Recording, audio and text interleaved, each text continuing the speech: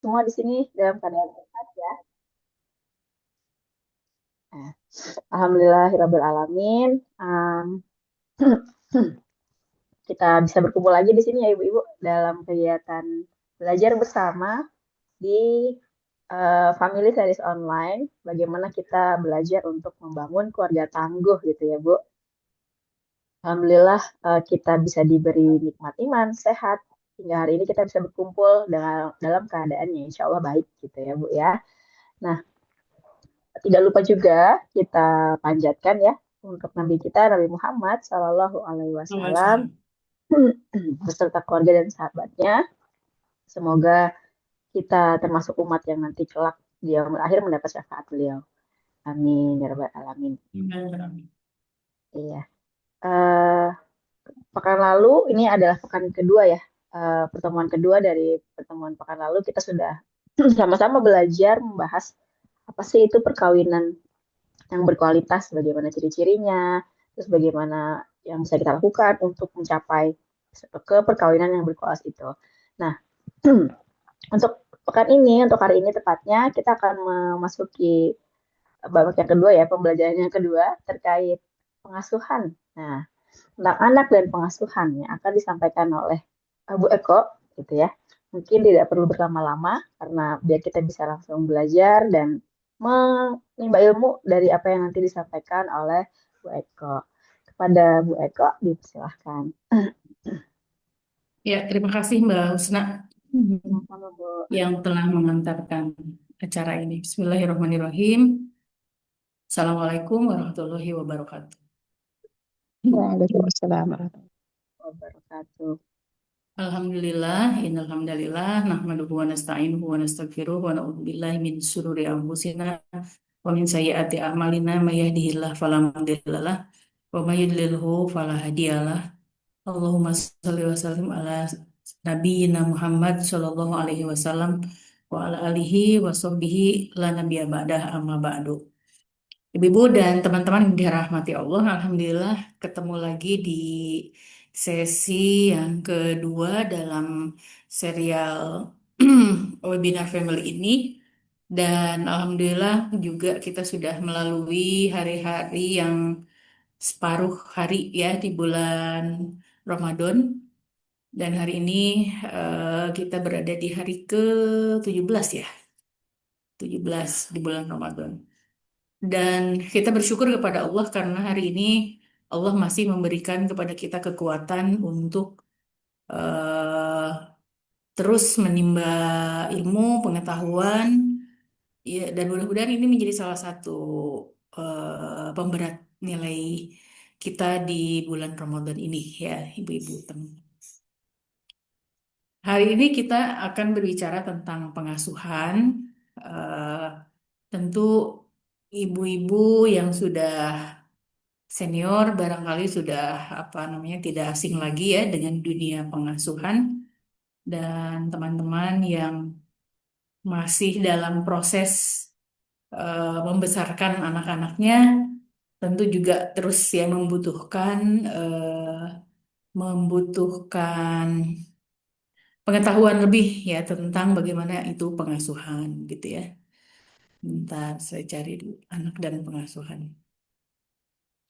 Ya, kalau kita bicara tentang pengasuhan, ini sebetulnya kenapa pengasuhan ini digandengkan dengan apa namanya sesi perkawinan ya, kualitas pernikahan di apa di dalam webinar ini, karena memang itu sebetulnya saling terhubung antara kualitas pernikahan dan juga pengasuhan. Jadi tidak ada pengasuhan yang apa ya yang baik ketika kualitas perkawinan itu tidak diperhatikan gitu ya. Tidak dijamin ada kualitas pengasuhan yang baik ketika eh, pernikahan itu tidak ditata ya secara baik. Jadi ibu bisa bersikap hangat, bersikap manis gitu ya, bersikap apa namanya menyenangkan bagi anak ketika hubungan dengan suaminya itu juga baik gitu.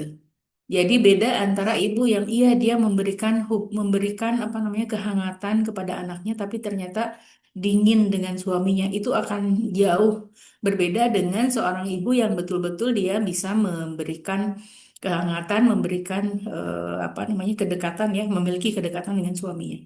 Jadi antara kualitas pernikahan dengan pengasuhan itu sangat terhubung erat gitu ya. Nah,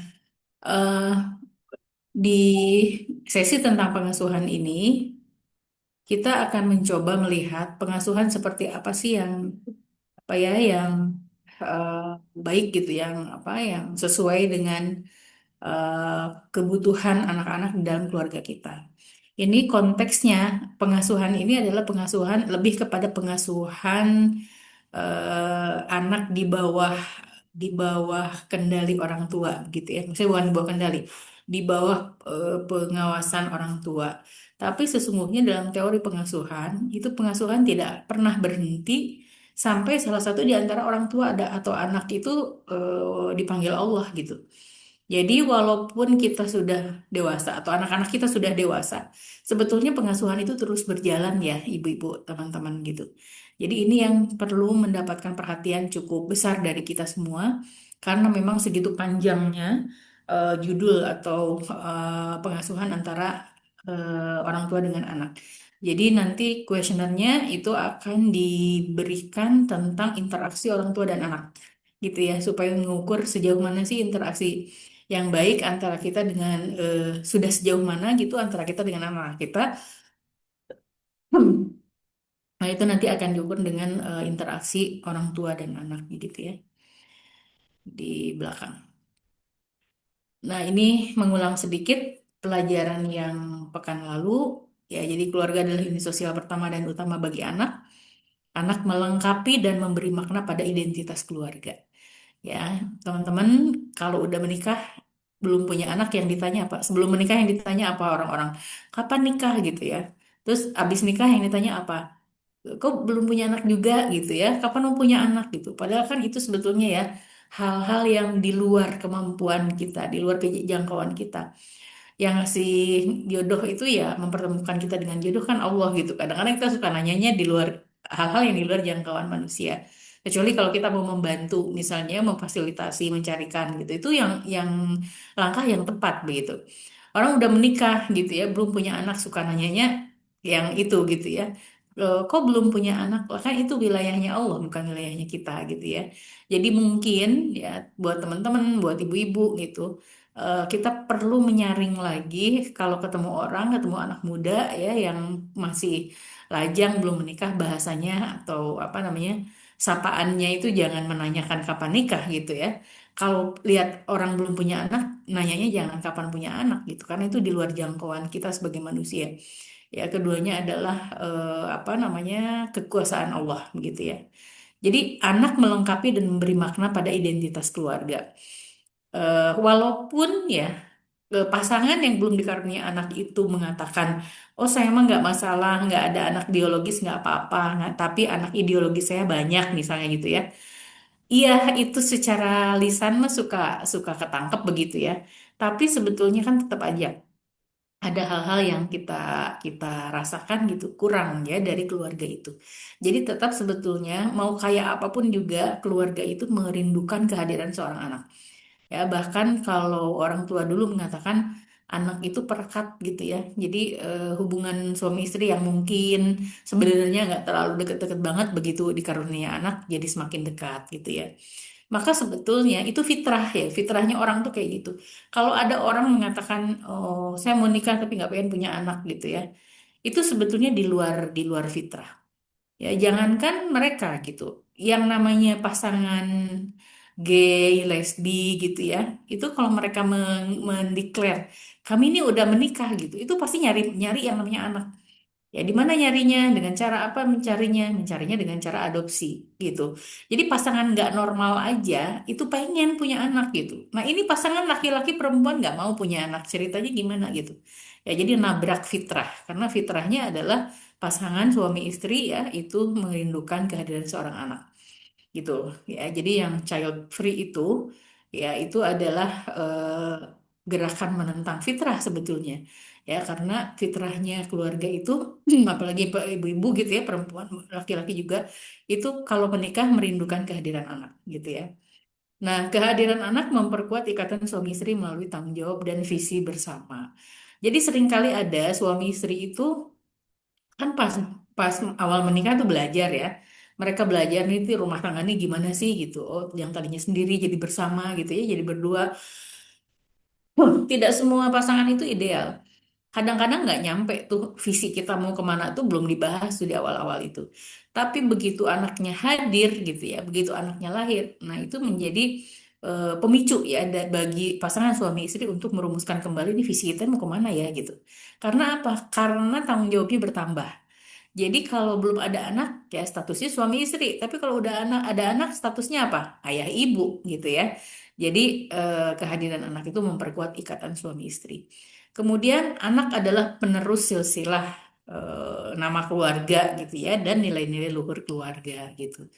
Jadi biasanya kenapa nenek kakek gitu ya itu kalau udah lahir cucu itu seneng banget gitu karena ada penerus ya penerus keluarga penerus apa namanya penerus nasab gitu ya kalau dalam Islam tuh nasab ya penerus nilai-nilai luhur keluarga gitu ya dan setiap anak itu di antara hak anak itu adalah merindukan atau memiliki pohon apa namanya pohon ke atas gitu ya pohon itu maksudnya ada ayahnya ada kakeknya gitu diketahui gitu ya itu adalah haknya di antara hak. Kemudian dalam banyak budaya, anak melengkapi status sosial pasangan menjadi keluarga utuh. Ya, jadi apalagi kita di budaya Timur ya, anak itu melengkapi status sosial kita menjadi keluarga secara utuh, gitu ya. Tapi di hampir di semua dunia ya, di semua belahan dunia, memang kehadiran anak-anak itu menjadi poin ya untuk keluarga. Jadi keluarga dianggap sempurna gitu ya, menjadi sebuah keluarga ketika ya ada kehadiran anak. Oleh karenanya tadi orang tua yang merasa kayaknya kita perlu kehadiran seorang anak itu dengan mudah ya mereka akan apa namanya mengadopsi gitu, melakukan adopsi. Jadi nilai anak di dalam keluarga itu seperti itu ya ibu-ibu semua. Kenapa kita perlu tahu nilai anak ini? Supaya kita bisa memperlakukan anak-anak kita atau menempatkan anak-anak kita itu sebagai subjek, bukan sebagai objek. Ya, jadi mereka itu adalah hamba Allah, makhluk Allah yang dititipkan hadir dalam keluarga kita, yang ditakdirkan oleh Allah untuk lahir dari rahim kita gitu. Ya, jadi bukan milik ya. Oh, ini kan anak saya mau diapain juga terserah saya. Landasannya bukan milik saya gitu. Tapi ini anak ini adalah amanah dari Allah, titipan dari Allah, dititipkan di keluarga kita yang kita tahu pendidikannya harus seperti apa. Yang kita tahu pendidikan yang baik itu seperti apa. Yang kita tahu pengasuhan yang baik itu seperti apa gitu ya. Karena masih bentar. Nah, ternyata selain itu, anak-anak juga punya nilai dalam dimensi ekonomi, gitu ya. Ayo makan lagi lapar ya. Ya, teman-teman panitia boleh dibantu ini ya, di mute yang dibuka ini. Ya. Anak yang dididik menjadi SDM produktif itu akan menjadi aset jangka panjang ya. Jadi jangka panjang itu kalau di sini dikategorikan di ekonomi misalnya ya dididik menjadi SDM produktif itu apa? Pendidikannya misalnya diberikan skill ya dia boleh bisa sekolah tinggi gitu tapi harus ada skillnya juga supaya produktif. Hasil penelitian di UI itu menunjukkan bahwa sarjana S2, S1, S2, S3 itu sekarang banyak yang nganggur gitu ya. Tidak produktif ya. Kenapa? Karena yang diisi hanya isi kepalanya saja. Tidak diberikan keterampilan-keterampilan untuk survive gitu ya oleh keluarganya. Jadi sebetulnya skill untuk bertahan bertahan hidup gitu ya dan juga produktif itu tidak didapatkan di sekolah yang kayak gini-gini tapi didapatkan di mana? Di rumah gitu. Ya, di sekolah itu kita SDM ya, apa namanya manusia itu diberi asupan pengetahuan. Tapi bagaimana pengetahuan itu dimanfaatkan, bagaimana pengetahuan itu dijalankan, bagaimana pengetahuan itu bermanfaat buat dirinya sendiri, artinya kan produktif ya. Itu banyaknya ditanamkannya di rumah bukan di sekolah gitu. Iya, di beberapa perguruan tinggi menawarkan misalnya kalau kita udah beres kuliah gitu ya, udah lulus, itu ada notifikasi misalnya. Ini apa namanya membuka ada lowongan kerja di mana. Itu sebetulnya hanya upaya untuk mengarahkan pada pekerjaan. Tapi kan yang namanya produktif itu bukan hanya kerja. Produktif itu bisa orang punya karya. Produktif itu bisa orang menghasilkan uang. Produktif itu bisa orang apa namanya melakukan sesuatu yang bermanfaat bagi banyak orang. Itu namanya produktif, gitu ya. Jadi itulah yang menjadi aset jangka panjang. Jadi tugas rumah adalah bagaimana mendidik anak-anak menjadi SDM yang produktif gitu. Ya, karena itu aset jangka panjang ya. Oh, SDM yang produktif itu walaupun dia nggak punya pekerjaan tetap misalnya, itu bisa bisa bertahan hidup karena apa? Dia bisa bisa tahu gitu. Bagaimana cara dirinya bermanfaat gitu untuk orang lain gitu ya. Itu yang disebut dengan SDM produktif. Apakah ada SDM yang sekolah pendidikan tinggi tapi tidak produktif banyak gitu yang kayak katanya riset UI tadi gitu ya. Jadi anak-anak yang dididik menjadi SDM produktif itu akan menjadi aset jangka panjang. Karena apa? Karena anak-anak yang produktif itu akan mampu melihat, mengetahui cara bagaimana untuk bertahan hidup. Ya, misalnya contoh, ketika orang tua udah sepuh banget gitu ya, sakit-sakitan, itu kan sudah tidak lagi bisa mandiri. Bahkan mungkin untuk membiayai diri sendirinya nggak bisa gitu ya. Nah, kalau dia tidak punya anak yang produktif gitu, itu udah wassalam gitu ya. Artinya tidak ada yang bisa menyelamatkan dia.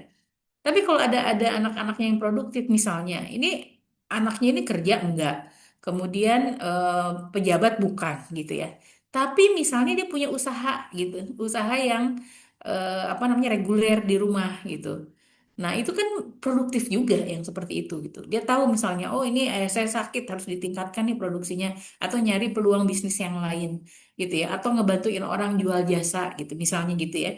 Nah, itu tetap ya. Jadi SDM produktif itu menjadi aset di jangka panjang gitu ya. Bermanfaat untuk dirinya dan bermanfaat untuk keluarganya, bermanfaat untuk masyarakatnya, bermanfaat untuk orang lain ya seperti itu. Kemudian juga anak memberikan motivasi bagi orang tua untuk bekerja lebih giat. Karena apa? Karena anak-anaknya perlu sejahtera gitu. Jadi orang tua yang punya anak terus dia tidak tergerak untuk bekerja lebih giat, itu harus dipertanyakan tuh fitrahnya kalau ada orang kayak gitu. Ya, apalagi kalau misalnya dia seorang laki-laki, ya anaknya banyak, terus kerjanya di rumah diem duduk gitu ya, cuma nonton TV, buka handphone, sementara istrinya banting tulang gitu ya, kerja keras. Itu harus dipertanyakan fitrahnya tuh udah nggak normal gitu. Karena apa? Karena orang tua yang normal ya, ibu maupun ayah, itu kalau lihat anak-anak gitu dan inget nih anak itu butuh ini, butuh itu gitu, itu akan tergerak untuk bekerja lebih giat lagi gitu ya. Itu masalah kemampuannya ternyata cuma segitu, beda lagi gitu ya. Tapi motivasi gitu untuk melakukan bekerja lebih giat itu harusnya dimiliki oleh orang tua gitu ketika memiliki anak. Ya, jadi sebenarnya idiom budaya ya, banyak anak banyak rezeki itu ya salah satunya karena harusnya orang tua yang normal itu ketika dia punya anak bekerja lebih lebih giat gitu karena pengen anaknya sejahtera.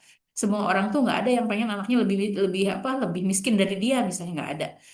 Pengen anaknya lebih apa lebih terbelakang dari dia nggak ada. Semua orang tua itu pengennya anaknya lebih maju dari dia, pendidikan lebih tinggi dari dia, pekerjaannya lebih bagus dari dia, kan gitu ya. Nah, jadi harus ya kehadiran anak itu menjadi motivasi bagi orang tua untuk bekerja lebih giat. Kemudian dalam budaya Timur, ya anak berperan sebagai jaring pengaman sosial ekonomi, ya.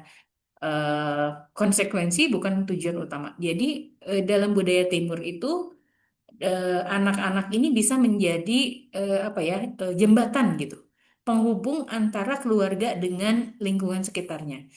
Ya antara misalnya suami istri dengan keluarga besar. Ya sebagai contoh misalnya. Di kita tuh masih banyak ya, di keluarga kita itu masih banyak yang komunikasi antara kakak adik gitu ya, atau antara paman bibi, ya kita dengan paman bibi atau dengan orang tua kita sekalipun, itu komunikasinya tuh dingin gitu. Artinya ya tahu sih ada dia sakit, tahu sih dia lagi kesusahan, tapi tidak suka bercerita. Itu banyak ya keluarga-keluarga yang seperti itu. Bahkan mungkin untuk berkunjung ke rumah apa namanya ke rumah saudara juga ada yang sulit gitu ya. Tapi begitu anak kita ada, gitu, begitu anak lahir, ini tuh bisa menjadi penghubung jembatan gitu ya, jembatan untuk eh, memperluas atau memperbaiki hubungan sosial kita dengan keluarga besar gitu. Ya, misalnya anaknya diajak ke rumah kakek nenek yuk gitu. Ya, istilahnya adalah mengantar anak untuk berkunjung gitu. Jadi orang tuanya juga terbawa gitu ya. Nah, di lingkungan juga begitu. Ya, di kita misalnya ibu-ibu ya, teman-teman ya yang punya anak kecil nih. Kita jadi kenal dengan tetangga kita. Itu bisa gara-gara anak-anak kita main bareng gitu. Ya, begitu mana anak kita main bareng, "Oh, ini anak baru, kamu rumahnya di mana? Di sana gitu. Anaknya nggak balik-balik, ibunya datang gitu. Mau bu, mau jemput anak saya. Itu kan jadi dapat kenalan baru kita gitu. Ya, jadi anak itu berperan sebagai jaring pengaman sosial gitu ya. Kemudian juga ekonomi juga gitu. Jadi apa namanya? Jadi jembatan, anak ini bisa jadi jembatan kita untuk memiliki jaring pengaman ekonomi juga gitu ya, walaupun itu bukan untuk tujuan utama. Jadi konsekuensi dari keberadaan anak itu ya kita jadi punya jaring pengaman sosial, jaring pengaman ekonomi. Kemudian mengaktifkan perputaran ekonomi melalui pemenuhan kebutuhan pangan, sandang, papan, dan pendidikan. Jadi ya keluarga itu kan jadi kebutuhan pribadi anak gitu ya. Keluarga tanpa anak gitu, itu pasti pastikan pengeluarannya lebih kecil daripada keluarga yang punya anak satu. Keluarga punya anak dua dipastikan pengeluarannya lebih kecil daripada kebutuhannya gitu ya, kebutuhan ekonominya lebih kecil daripada yang punya anak dua gitu dan seterusnya dan seterusnya. Walaupun ada pengaruh gaya hidup gitu, tapi jumlah anggota di dalam keluarga itu tetap berpengaruh pada perputaran ekonomi gitu ya. Jadi anaknya semakin banyak, perputaran ekonominya juga semakin semakin banyak gitu ya, semakin besar gitu. Ya, makanya orang tua kita dulu mengatakan setiap anak itu bawa rezeki masing-masing gitu ya. Itu ya karena memang di apa namanya pada keluarga dengan anak yang banyak itu perputaran ekonominya luar biasa gitu ya. Kalaupun nilainya sama, nilai ekonominya sama dengan keluarga lain, tapi dia muternya cepet gitu.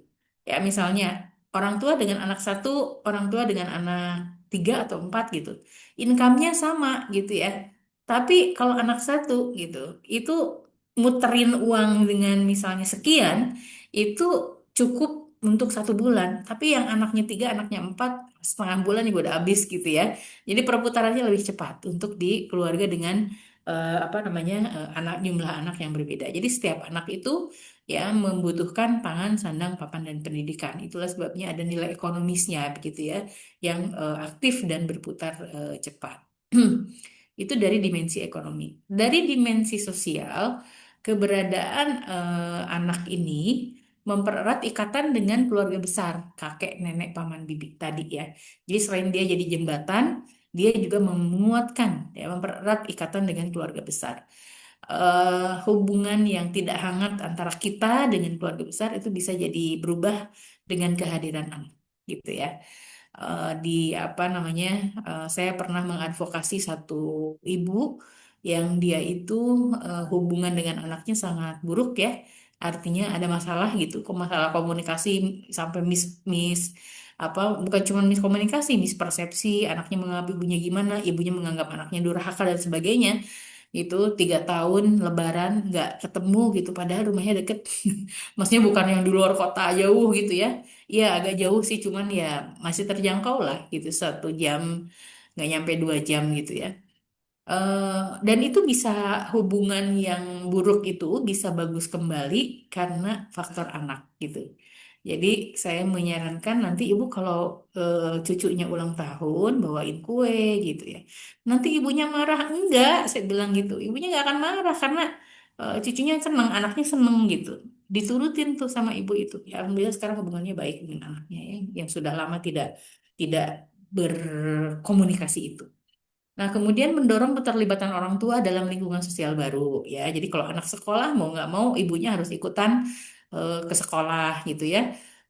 Mau nggak mau ibunya harus ngobrol sama parents yang lain karena apa? Karena kalau enggak ketinggalan kan gitu ya. eh, mungkin juga gabung di komunitas parenting karena apa? Butuh butuh pengetahuan baru misalnya nih ngadepin anak usia begini gimana, usia begini gimana. Jadi anak itu menjadi mendorong orang tua untuk terlibat ya dengan banyak orang. Kemudian membentuk karakter kepedulian. Interaksi dengan saudara kandung mengasah empati, berbagi, negosiasi dan kerjasama gitu ya. Jadi kehadiran anak itu akan membuat peningkatan kemampuan pada pembentukan karakter anak ya. Baik itu terkait kepedulian, interaksi, empati, negosiasi dan sebagainya.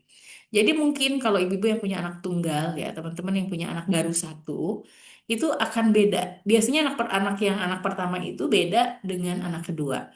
Kenapa? Karena anak pertama itu mengalami fase di mana dia sendirian gitu, di mana dia jadi anak sendirian gitu. Kalau anak kedua lahir udah ada temennya, udah ada kakaknya. Ya anak ketiga lahir udah banyak gitu temennya. Ya jadi itu itu terbukti gitu ya. Kalau dari pengalaman saya, anak pertama saya tuh pendiam banget, nggak jarang bicara karena memang mengalami masa-masa diem, masa-masa sendiri itu 2 tahunan gitu ya. Nah, anak kedua, anak ketiga, anak terakhir gitu ya, sampai anak di bawah itu semakin banyak ininya bicaranya gitu. Karena apa? Gurunya ternyata banyak gitu. Ya, jadi seperti itu, membentuk karakter kepedulian. Kemudian menjaga dan mewariskan bahasa, adat serta nilai budaya lintas generasi. Ya, bahasa-bahasa yang nggak dipahami oleh keluarga lain itu bisa dimengerti oleh keluarga ini karena apa? Karena itu udah dari biasanya turunan gitu, menurun. Ya, misalnya kita, saya misalnya orang tua saya tuh sering bicara ini. Itu cenderung saya juga sering bicara itu kepada anak-anak saya gitu. Menggunakan bahasa itu maksudnya. Nanti ya jadi terbiasa gitu ya dengan bahasa itu. Jadi mewariskan bahasa, adat serta budaya lintas generasi. Kemudian dari dimensi spiritual, ya, di dimensi agama, keberadaan anak itu ya mencerminkan kebesaran dan kehendak ilahi. Jadi ibu-ibu ya, kehadiran anak-anak kita, apalagi anak pertama tuh biasanya ya, kaget-kaget kita gitu. Ini apa namanya kebesaran Allah. Ya, misalnya ketika ibu hamil.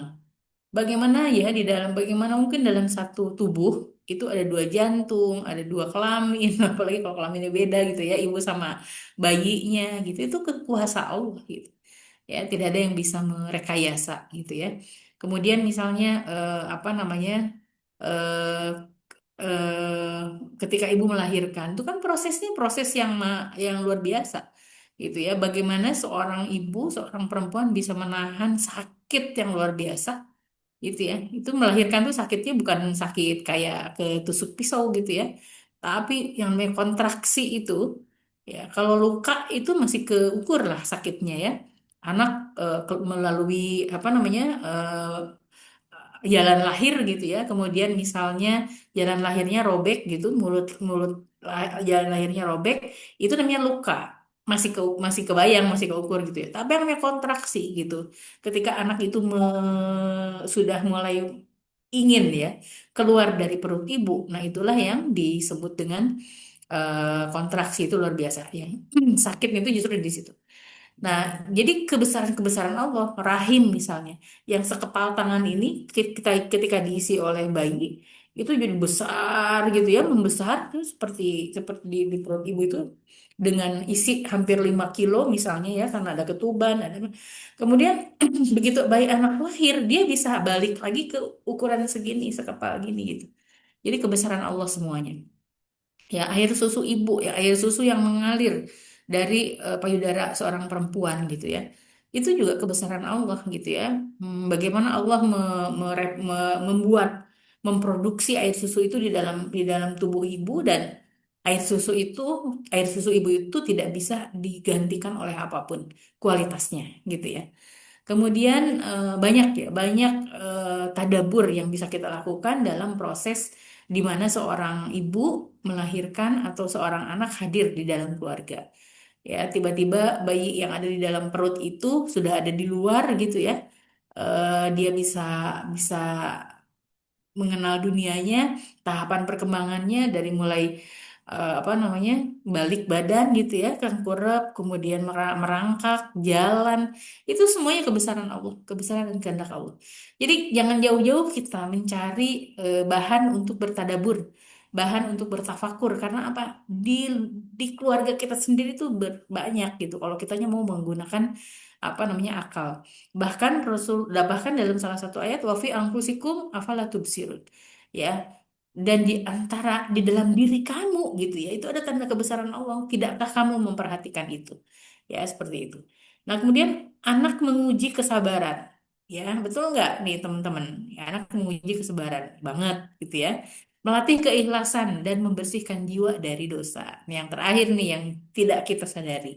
Jadi ketika kita menghadapi anak dengan berbagai dinamikanya, dengan berbagai masalahnya, sesungguhnya kita sedang menghadapi cobaan berupa ujian kesabaran. Kita sedang melatih untuk ikhlas, ya. Ya, anak-anak itu baru aja selesai ngepel ibunya gitu ya. Rumah baru aja rapi gitu. Tiba-tiba kucluk-kucluk datang, brak-bru gitu ya. Tasnya disimpan di kursi gitu. Baju seragam, jilbabnya disimpan di mana aja. Itu ujian keikhlasan gitu. Baru aja rumahnya rapi kan gitu ya. Anak-anak bayi apalagi gitu, baru aja diberesin udah bruk lagi gitu ya mainannya di ini. Nah itu ujian keikhlasan banget buat kita gitu. Kita ikhlas nggak nih gitu ya, membersihkan rumah, mengatur rumah, mendidik anak-anak gitu. Dan ternyata itu juga membersihkan jiwa kita dari dosa-dosa. Jadi Bu-ibu, kalau pekerjaan ibu-ibu di rumah itu nggak selesai-selesai, kalau saya begitu Bu, kalau lagi di rumah ya, itu ngerjain ini. Ini padahal seharian ini tuh udah free, misalnya ya. Seharian itu sengaja free, nggak ada kegiatan keluar. Karena apa? Pengen di rumah me time gitu ya, menikmati apa waktu di rumah ya. Nah, itu nggak ini apa namanya nggak pernah selesai, nggak pernah habis itu yang namanya apa namanya yang namanya pekerjaan. Jadi yang tadinya niatnya pengen istirahat itu kemudian menjadi menjadi terus gitu ya. Baru duduk gitu pengennya nonton TV atau lihat apalah ya, di TV kan banyak juga yang bermanfaat. Istirahat sebentar udah teringat, oh iya belum ngerjain ini, ngerjain itu, oh iya belum ngerjain ini, oh iya belum, itu nggak ada habis-habisnya gitu ya. Dan kita sering kali, kok ternyata jadi ibu itu berat banget ya, kok pekerjaannya nggak selesai-selesai ya, kok kita gitu ya banyak banyak makan hatinya gitu ya. Tapi kalau kita ingat bahwa semua yang kita lakukan di dalam rumah itu membersihkan jiwa kita dari dosa, insya Allah semuanya jadi ringan gitu. Dan nggak ada juga Bu yang memaksa kita untuk melakukan semuanya dengan sempurna. Ya, rumahnya harus bersih, makanan harus tersedia gitu ya. Terus semua harus terurus, nggak ada yang mengharuskan itu. Kalau bisa alhamdulillah. Tapi kalau enggak kan kita juga punya batas kemampuan. Ya, jadi ibu-ibu juga harus teman-teman juga harus mengukur gitu kemampuan kita itu sampai di mana. Kalau udah lelah sekali, capek sekali, ya sudah gitu ya. Rumahnya agak berantakan nggak apa-apa. Masaknya beli juga nggak apa-apa sekali-kali gitu ya. Jadi eh, itu ukurannya ada di kita. Kemudian juga mengasuh anak dengan cinta dan kasih sayang adalah ibadah gitu. Jadi kenapa kita belajar pengasuhan? Karena mengasuh anak itu ibadah ibu-ibu, teman-teman gitu ya. Kalau kita niatkan nih, kita mengasuh anak ini adalah ibadah, akan jadi ibadah gitu. Tapi kalau kita niatnya sekedar menunaikan kewajiban, ya udah nggak ada nilai apa-apanya gitu ya. Jadi ibadah mengasuh anak ini ibadah gitu ya. Oleh karenanya ibadah itu nggak boleh asal-asalan. Ya ibadah itu harus diisi dengan apa? Sesuatu yang berkualitas. Jadi mengasuh anak yang nilainya ibadah adalah mengasuh anak dengan penuh cinta dan kasih sayang. Ya kalau enggak kosong gitu ibadahnya sayang. Kemudian anak soleh solehah yang mendoakan atau mengajarkan kebaikan terus mengalirkan pahala bagi orang tua. Ya, dalam hadis disebutkan salasun ya, tiga hal yang tidak akan pernah putus walaupun orang sudah meninggal. Yang pertama adalah sedekah jariyah, kedua ilmu yang bermanfaat, ketiga doa anak yang soleh.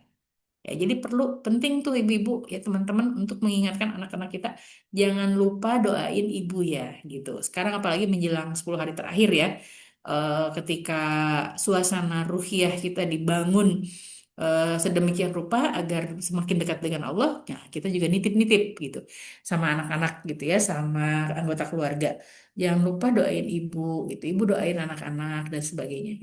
Itu penting gitu. Untuk apa? Bukan hanya untuk kepentingan doanya saja, tapi juga agar membiasakan anak-anak untuk mendoakan orang tuanya, membiasakan orang tua untuk berdoa untuk anak-anaknya, dan juga membangun kehangatan di dalam keluarga gitu ya. Kemudian memahami hakikat anak dalam perspektif yang lebih holistik. Ya, kalau tadi kan ada perspektif ekonominya, ada perspektif sosialnya, ada perspektif spiritualnya. Nah, secara holistik, holistik itu apa, alami ya, natural gitu ya. Anak itu bukan hanya sebagai pelengkap keluarga, melainkan dia adalah subjek utuh dengan makna eksistensial yang mendalam. Jadi tadi anak itu bukan objek, tapi dia adalah subjek ya, yang memiliki makna eksistensi. Ya, dia tuh ada itu, hamba Allah itu gitu ya, mendalam. Ya, jadi dia walaupun dia seorang anak, tapi dia hamba Allah sama sama kita loh posisinya. Ya, sama-sama hamba Allah, sama-sama umat Rasulullah. Posisinya sama dengan kita gitu. Ya, walaupun dia seorang seorang anak gitu ya. Jadi jangan main-main dengan anak-anak karena apa? Dia punya posisi yang sama dengan kita sebagai hamba Allah. Anak adalah manusia mandiri dengan hak perasaan dan takdirnya sendiri, bukan properti atau proyeksi keinginan orang tua. Ya, jadi orang tua itu boleh punya planning. Ya, misalnya planningnya, oh anak saya ini nanti ke depannya diharapkan jadi dokter. Oleh karenanya orang tua punya planning, punya perencanaan sekolahnya di mana, yang nanti mengarah ke kedokteran gitu ya dan sebagainya. Itu planning namanya. Tapi orang tua tidak boleh memaksakan kamu harus jadi ini. Ketika memang anaknya tidak punya keinginan untuk itu. Bagus kalau misalnya orang tua sudah mengarahkan dari kecil, nanti kita besar kamu ya dokter ya karena ayah ibu juga dokter. Terus anaknya beneran menyukai atau mencintai dunia kedokteran. Akhirnya jadi dokter, itu bagus. Tapi kalau ada anak yang, ih nggak mau lah bu gitu, yang dokter cukup ayah ibu aja, saya mau jadi pengusaha aja. Nah itu harus diakui karena apa? Anak itu punya hak, punya takdirnya sendiri gitu ya. Dan dia bukan properti atau proyeksi keinginan orang tua gitu. Ya, jadi walaupun orang tua misalnya pensiun ya, anaknya belum apa namanya belum belum bisa memenuhi kebutuhan keinginan orang tuanya, ya nggak apa-apa gitu, karena memang tidak harus dipaksakan ya proyeksi keinginan orang tua itu. Jadi yang dilihat justru harusnya adalah potensi. Oh, anak ini potensinya apa ya sudah diarahkan ke sana gitu. Ya jangan apa namanya obsesi ya, obsesinya orang tua pengen jadi apa itu biasanya jadi beban buat anaknya kalau dia kemudian memilih menjadi seperti apa yang diinginkan orang tua. Nah, ada yang menarik nih waktu saya menjelaskan ini. Ada yang bertanya, kita semua pengen punya anak kita menjadi anak yang soleh dan soleha. Kan nggak boleh apa namanya nggak boleh memperlakukan anak sesuai proyeksi keinginan orang tua. Kalau urusan soleh soleha mah bukan proyeksi, itu mah kewajiban gitu ya. Setiap orang itu kewajibannya adalah jadi hamba Allah yang soleh dan soleha. Jadi bukan proyeksi orang tua gitu. Ya anaknya nggak mau soleh, bukan itu masalahnya gitu. Dia sebagai hamba Allah perlu diingatkan bahwa dia harus jadi orang yang soleh dan soleha gitu ya. Jadi tidak ada hubungannya tuh dengan poin ini. Kemudian melalui kepolosan dan kehadirannya, anak mengajarkan cinta yang tulus gitu ya. Lihat bu ibu teman-teman, mata anak-anak usia ya setahun, 2 tahun itu tuh biasanya bening gitu ya. Karena apa? Karena mereka belum punya dosa gitu. Kehadirannya penuh ya, mindfulness. Jadi anak-anak itu kalau udah ada di depan kita, ngomong aja karena apa? Dia nyadar gitu ya bahwa dia sedang bersama dengan orang tuanya. Jadi kalau ada anak ngomong terus di depan kita, orang tua, itu jangan di stop bu, pak, gitu ya, bu, pak, teman-teman ya, jangan diabai gitu. Jadi kamu banyak ngomong, udah diam aja. Itu jangan karena apa? Karena dengan ngomong terus itu si anak itu mindfulness menyadari penuh bahwa dia itu hadir bersama orang tuanya gitu. Ya, jadi jangan sampai anak kita menjadi anak-anak yang duduk sama orang tua tapi main gadget aja orang tuanya dianggurin. Itu nanti ibu, bapak ibu, ibu-ibu, teman-teman juga menderita juga gitu ya. Nah, jadi kalau ada anak yang banyak tanya gitu, ngeselin sih kadang-kadang emang gitu ya. Duh nanya terus, tar dulu dong ibunya lagi bingung. Tapi direspon gitu, harusnya direspon. Karena apa? Karena dia menyadari bahwa dia hadir bersama orang tuanya gitu ya. Dan kekaguman pada kehidupan gitu. Karakter dan respon anak sering mencerminkan nilai, kebiasaan, bahkan luka yang belum terselesaikan dalam diri orang tua katanya. Ya, jadi orang tua yang belum selesai gitu ya dengan luka-luka masa lalunya, luka-luka masa lalu itu apa sih ya? Kekecewaan gitu ya, kesedihan yang nggak tuntas gitu. Maksudnya kecewa nggak bisa mengungkapkan ke orang lain itu namanya nggak tuntas. Sedih terus nggak ada yang tahu bahwa dia sedang sedih gitu. Ya harusnya diungkapkan, aku tuh lagi sedih deh, pengen nangis deh dan sebagainya itu tuh bisa gitu harusnya. Tapi banyak orang yang nggak bisa kan itulah yang kemudian menjadikan luka gitu ya. Nah, respon anak itu sering mencerminkan itu tadi ya, nilai kebiasaan luka yang belum terselesaikan dalam diri orang tua. Itu misalnya, orang tua yang punya luka yang belum selesai, misalnya ngadepin anak dengan teriakan, gimana sih kamu gitu ya. Nah, itu tanda-tanda orang tua punya luka yang belum selesai. Gitu. Karena apa biasanya diturunkan kepada anaknya secara tidak sadar gitu ya. Kemudian, setiap anak adalah peluang baru untuk memperbaiki dunia, mewujudkan keadilan dan meneruskan nilai luhur ke generasi mendatang. Jadi tidak boleh anak yang disikapi dengan nyinyir gitu ya. Ah, kamu mah anak siapa gitu ya. Bajunya aja compang-camping gitu ya. Celananya aja misalnya apa namanya compang-camping gitu. Nggak ada. Setiap anak itu adalah peluang baru untuk memperbaiki dunia. Gitu. Ya, makanya semakin banyak generasi muda yang berpendidikan, berprestasi, kelihatan prestasinya apa, ya itu makin bagus karena apa dampaknya adalah generasi yang akan datang, gitu ya.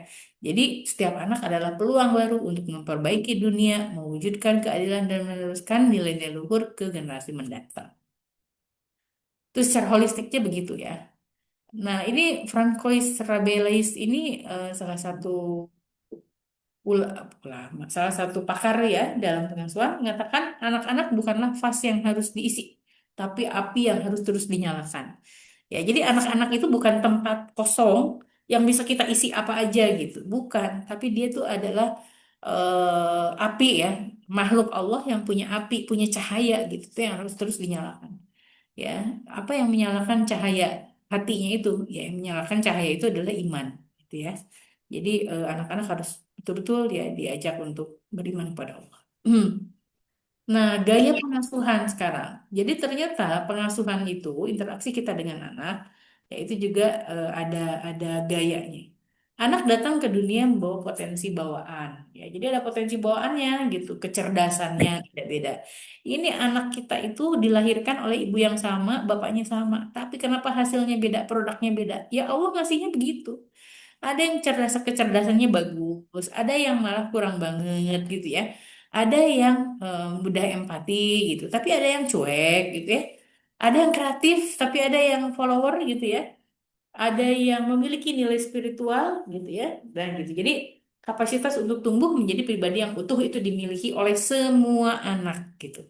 Ya, bahwa beda-beda, ada yang dia cerdas tapi skillnya kurang. Ada yang skillnya bagus tapi kecerdasannya kurang. Itu tuh apa sesuatu yang memang Allah anugerahkan begitu ya kepada setiap anak. Ya, namun potensi itu tidak akan berkembang optimal tanpa lingkungan pengasuhan yang tepat gitu. Jadi hadiah-hadiah bawaan dari Allah itu yang dia bawa kecerdasan, bawa empati, kreativitas, nilai spiritual, kapasitas untuk tumbuh itu tidak akan optimal kalau lingkungan pengasuhannya tidak tepat gitu.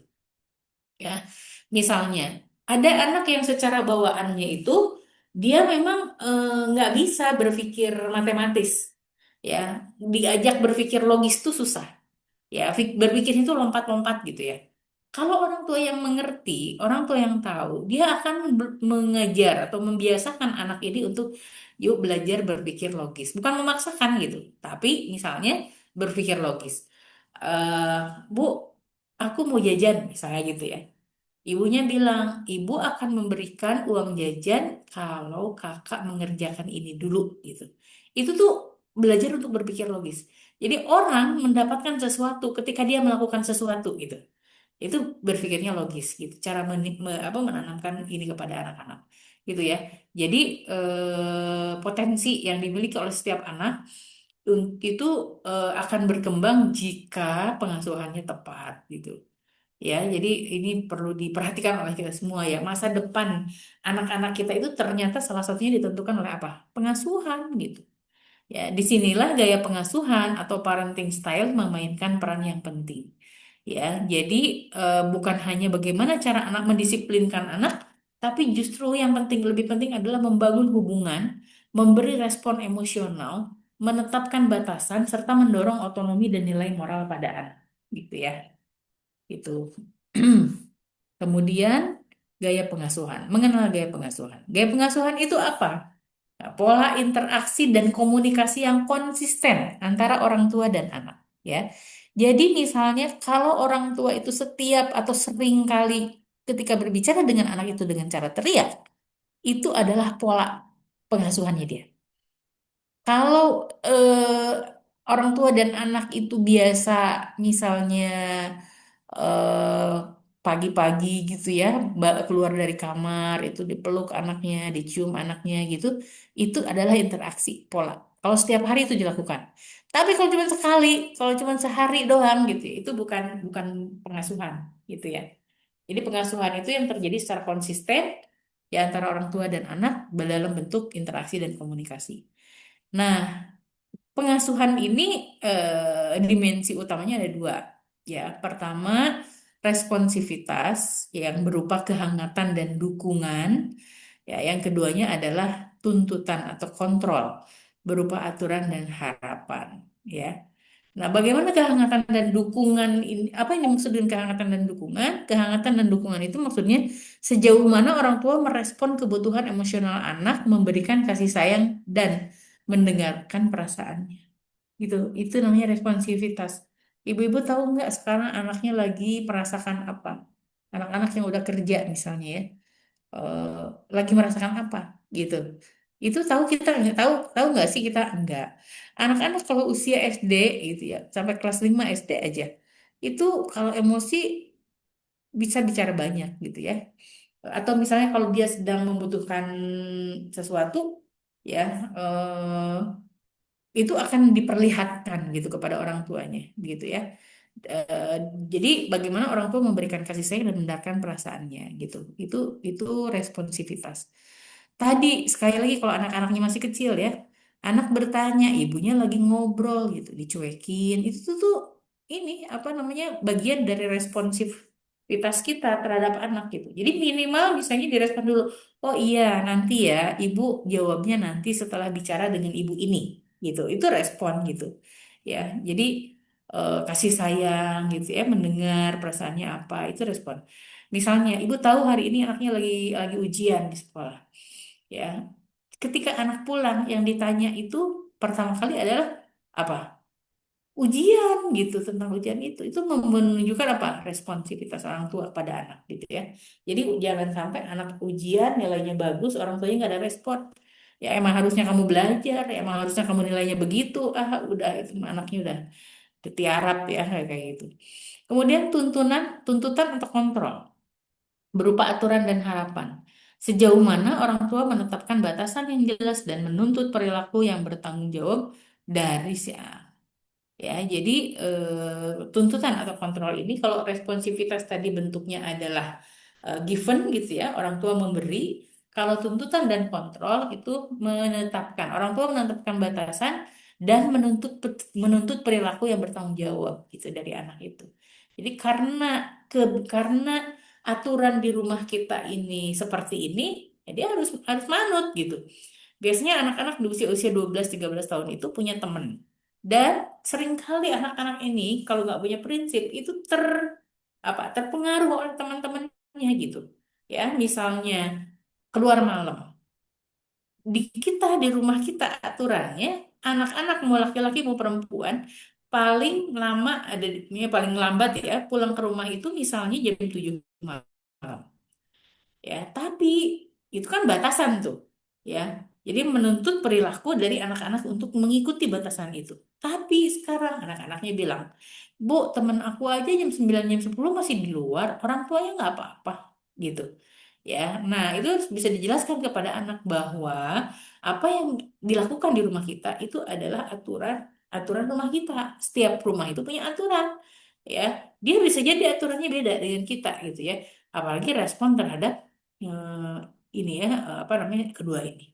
Kemudian kombinasi kedua dimensi ini melahirkan 4 gaya pengasuhan. Ya, jadi gaya pengasuhannya global dulu, dimensinya dulu, baru kemudian kita mengenal gaya pengasuhan. Ya, apa saja gaya pengasuhan? Ada yang otoritatif, ada yang otoriter, ada yang permisif, dan ada yang abai. Gitu ya. Kita lihat satu-satu. Gaya pengasuhan otoritatif atau yang dikenal dengan gaya demokratis ditandai dengan keseimbangan antara kasih sayang dan batasan yang jelas gitu. Jadi bukan karena ingin berkasih sayang batasannya nggak jelas, udah biarin aja, bukan begitu. Ya, tapi justru ya kita memberikan kasih sayang dengan memberikan batasan yang jelas.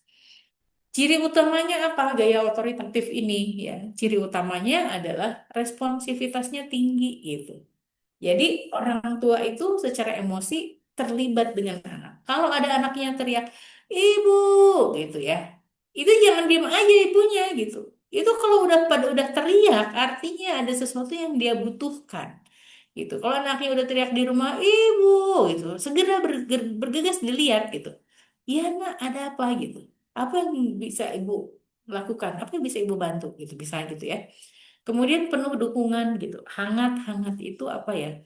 Nggak garing gitu ya. Maksudnya nyaman, bikin nyaman. Ya, jadi yang orang tua itu bukan pihak sekali lagi ya. Orang tua itu bukan pemilik anak gitu. Anak itu miliknya Allah, dititipkan kepada orang tua. Jadi kalau misalnya anaknya eh, Pak misalnya ya, itu kita beresin yuk apa namanya rumput-rumput di halaman misalnya gitu ya. Nah itu terus bapaknya bilang yuk rame-rame yuk bareng-bareng. Nah itu hangat tuh kayak gitu. Nggak yang Pak rumput di halaman udah pada tinggi-tinggi. Ya udah kamu beresin aja sendiri. Ya itu tuh nggak nggak hangat sama sekali gitu ya. Atau misalnya ya bahasa-bahasa yang menenangkan. Bu, aku lagi sebel sama orang gitu. Oh iya, kenapa gitu ya? Kamu ada masalah sama dia gitu. Jadi bukan kayak gitu aja gitu. Itu respon sih, tapi responnya nggak hangat gitu ya, tidak mendukung gitu. Kemudian perlu mendengarkan anak ya. Ini saya kadang-kadang istri apa namanya menjadi pengingat juga buat diri sendiri gitu ya. Anak saya yang kelas 6 tuh lagi banyak sekali bicara. Kalau kita lagi ngobrol sama bapaknya sekalipun dia akan bicara gitu ya. Kadang-kadang suka gemes juga gitu. Kita dulu dong gitu. Tapi ya itu ya kita harus mendengarkan apa yang anak-anak kita bicarakan. Kemudian tinggi tuntutannya, aturannya jelas, ekspektasinya realistis dan konsisten. Ini ya. Jadi orang tua itu banyak ya yang memperlakukan anaknya dengan baik tapi nggak konsisten gitu. Ya misalnya iya hangat ini gitu tapi begitu begitu dia lagi dalam tekanan gitu tekanan pekerjaan tekanan lingkungan jadi beda sikapnya sama anak-anak gitu ya tidak konsisten. Nah sementara otoritatif itu adalah konsisten. Kemudian praktek pengasuhannya adalah komunikasi dua arah yang terbuka gitu. Ya, jadi di kesempatan tertentu komunikasi dua arah yang terbuka itu susah banget. Ya, apalagi untuk anak-anak yang tipenya introvert, kemudian dia pernah ada masalah dengan orang tuanya. Itu biasanya susah untuk terbuka dua arah. Walaupun orang tuanya mengatakan, aduh saya tuh udah coba membuat apa yang dia suka gitu ya. Tapi misalnya anaknya ternyata nggak tidak merasakan itu. Nah, jadi komunikasinya harus dua arah. Jangan cuman nasehat ya dari orang tua, anaknya tidak merespon apa-apa itu bukan bukan praktek gaya otoritatif gitu. Menjelaskan alasan di balik aturan. Jadi kalau kita menyepakati sesuatu itu ada alasannya gitu ya. Bu, aku buka puasa boleh enggak? Oh, untuk hari ini tidak boleh. Karena hari ini kakek dan nenek akan datang gitu ya, misalnya ke rumah kita gitu. Jadi ada alasannya, nggak cuman nggak boleh gitu. Atau bahkan di boleh juga ada alasannya gitu ya. Misalnya jam sekian kamu boleh ini. Kamu boleh mengerjakan misalnya sesuatu kerjaan gitu ya di rumah. Karena itu dijelasin kenapa gitu. Jadi tidak hanya Tidak hanya menerima aturan ini boleh, ini nggak boleh, gitu, tapi beserta dengan aturannya. Kemudian memberi kebebasan sesuai usia disertai tanggung jawab. Makanya penting orang tua itu membaca buku tahapan perkembangan manusia, tahapan perkembangan anak, tahapan perkembangan remaja. Itu tuh penting banget gitu. Kenapa? Agar anak-anak itu bisa diberikan kebebasan ya sesuai dengan usianya. Jadi kita tahu oh, usia segini itu dia butuh apa. Itu usia segini itu lagi ngapain, lagi gimana tuh psikologinya gitu ya. Disertai dengan tanggung jawab. Jadi kalimat yang khasnya itu misalnya ibu tahu kamu ingin main game tapi menurut aturan kita waktunya cuma 1 jam, udah habis gitu ya. Kita sepakati setelah ini kerjain PR ya, gitu kayak gitu. Jadi anak-anak yang terbiasa dengan aturan itu akan terbiasa juga dengan meminta izin. Misalnya pegang handphonenya udah 2 jam, dia tahu gitu, dia udah 2 jam, udah bunyi tuh notifikasinya. Kan dia bilang, ini boleh nggak aku nambah 10 menit ya, gitu. Itu itu biasa. Karena apa? Karena sudah biasa dengan aturan. Atau misalnya kita menyepakati anak-anak boleh makan Indomie, tapi misalnya 2 minggu 1 kali, 2 minggu sekali gitu ya. Nanti itu anak-anak yang biasa dengan aturan itu akan bertanya, itu aku udah makan Indomie bulan ini, tapi pengen lagi, boleh nggak gitu ya? Itu minta izin ke ibunya tuh kayak gitu. Jadi ada alasan-alasan gitu ya. Misalnya boleh karena apa, tidak boleh karena apa gitu ya. Itu otoritatif. Dampaknya ya, ini gaya otoritatif ini adalah gaya pengasuhan yang paling dianjurkan ya, paling disarankan oleh para ahli ya. Kenapa? Karena gaya otoritatif ini adalah gaya pengasuhan yang dampaknya positif gitu. Dampak positifnya paling banyak. Pertama apa? Membuat anak lebih percaya diri dan mandiri. Kemudian eh, prestasi akademiknya tinggi kalau anak yang dibesarkan dengan ini. Kemudian kemampuan sosialnya lebih baik gitu. Ada empati, kerjasama, ya kontrol diri dan kemampuan pengambilan keputusannya juga jadi matang. Hubungan emosional sehat dengan orang tua gitu ya. Jadi berdasarkan penelitian Diana Bombrin, salah satu apa namanya pakar pengasuhan yang sangat terkenal ya, dan Miko Bin Martin, gaya otoritatif konsisten dikaitkan dengan hasil perkembangan anak yang optimal di berbagai budaya. Gaya yang kedua adalah gaya otoriter. Ya, gaya otoriter ini ditandai dengan disiplin ketat, ya, tanpa ruang untuk empati atau dialog. Ya, biasanya kalau orang tua yang gayanya otoritatif itu penggunaan bahasanya juga khas gitu. Apa penggunaan bahasanya? Pokoknya, gitu ya. Pokoknya kamu harus begini, pokoknya kamu harus begitu, gitu ya. Itu gaya otoriter. Ciri utamanya ada apa? Tinggi tuntutan. Tadi harus gitu. Harus itu kan tuntutan ya. Aturannya kaku, nggak boleh disenggol-senggol, nggak boleh berubah. Ekspektasinya tinggi, terus tanpa penjelasan. Pokoknya kamu harus melakukan ini, gitu ya. Itu kan kaku tuh, nggak boleh berarti yang lain. Ekspektasi tinggi, gitu ya, harus tadi, gitu. Ya, nggak ada penjelasan kenapa itu harus dilakukan. Kemudian rendah responsivitas, ya responnya rendah, ya minim kehangatan, kasih sayang atau respon terhadap perasaan perasaan anak gitu ya.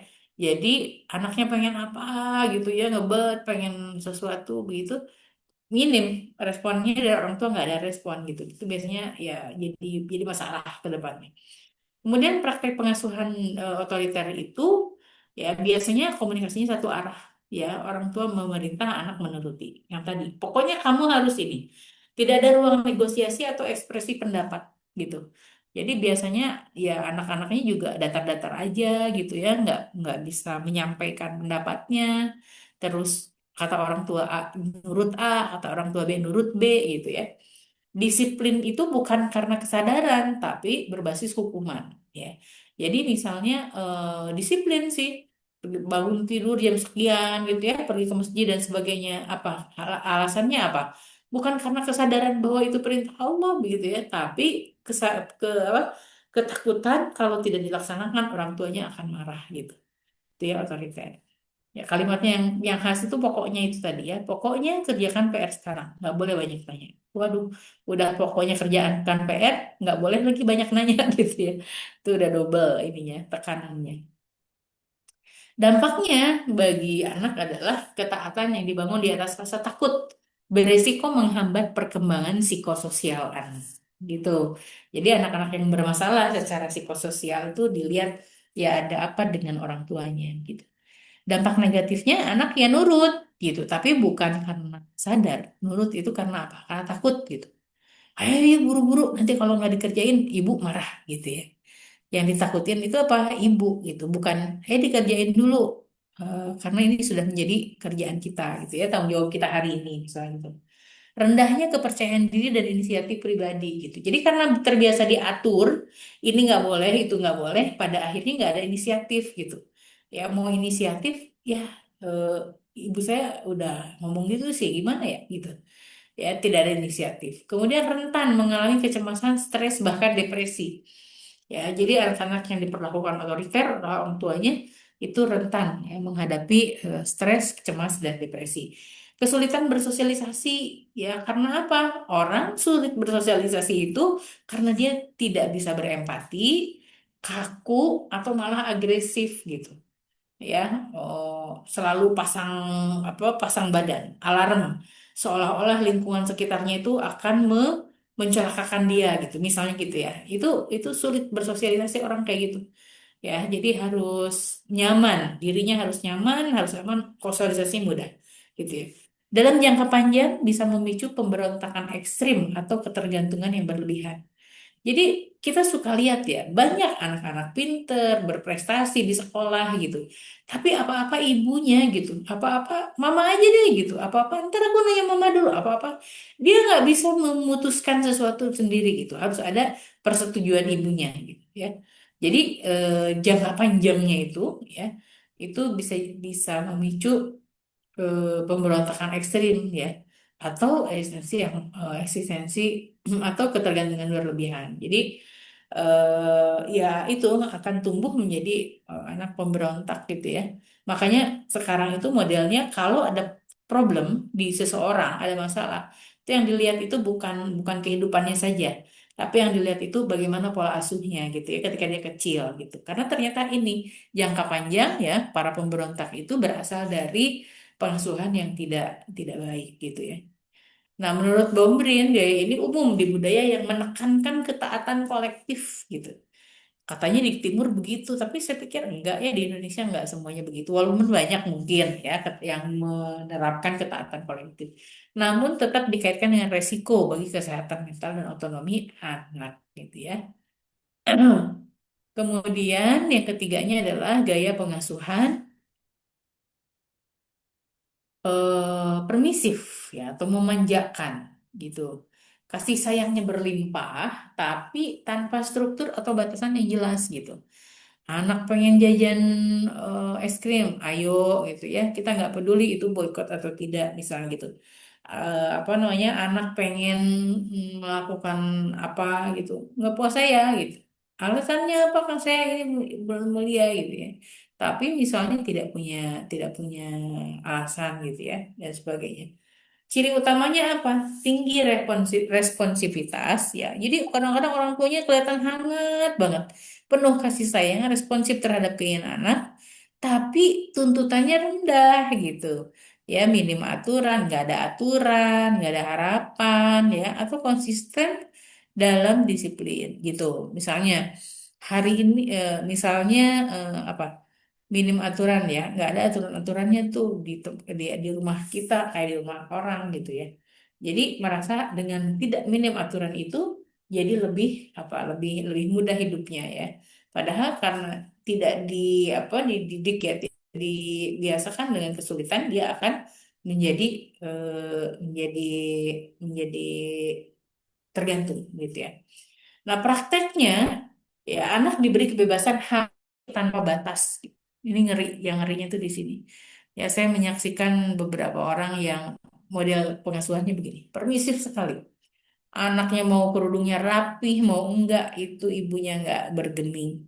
Anaknya mau, aduh, ya dari sisi hal-hal yang kaitannya dengan syar'i ya, dengan syariat itu juga suka kelihatan gitu ya. Orang tua menghindari konflik. Kenapa sih diizinin mulu anaknya kayak gitu? Nggak mau konflik sama anaknya.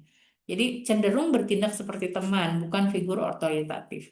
Jadi segala keinginan anak sering dituruti demi menghindari tegak tangisan, lebih menghindari tangisan atau ketidaknyamanan gitu ya. Jadi segala keinginan anak boleh, ini boleh, itu boleh gitu. Harusnya boleh dengan pertimbangan apa itu disampaikan juga. Ibu mengizinkan kamu melakukan ini karena apa gitu.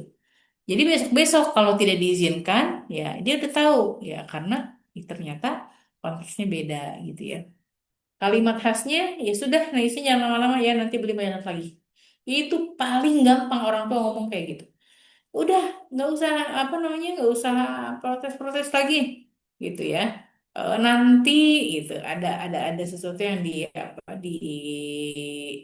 diharapkan atau di PHP lah gitu ya, itu kepada anak gitu. Kemudian yang keempatnya adalah dampak dari gaya pengasuhan permisif itu, anak jadi manja, egois dan kurang disiplin diri gitu ya.